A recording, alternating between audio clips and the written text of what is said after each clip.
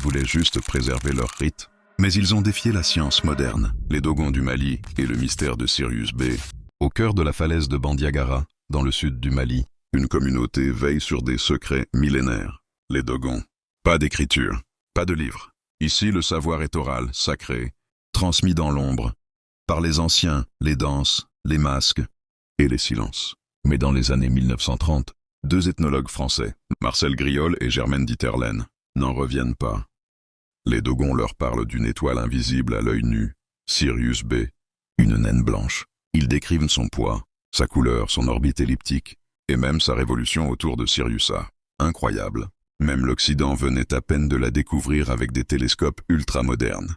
Alors d'où vient ce savoir? Les Dogons sont clairs. Ces connaissances leur ont été données par les Nomos, des êtres venus des étoiles, envoyés par Ama, le dieu créateur, pour ramener l'ordre dans le monde.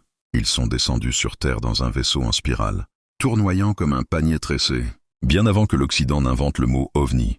Fraude, mythe, ou preuve d'une rencontre que l'humanité refuse d'admettre, leur calendrier sidéral, leur géométrie sacrée, leur rite funéraire. Tout pointe vers une science ancestrale, cosmique, transmise sans papier ni satellite. Alors, et si l'Afrique avait reçu une visite bien avant que les radars ne soient allumés? Et si l'univers avait parlé aux Dogons? Je raconte des histoires que seuls les esprits et les archives murmurent encore. Dis-moi en commentaire si tu connaissais cette version de l'histoire. Abonne-toi, car tu ne dois jamais rater les prochaines vidéos.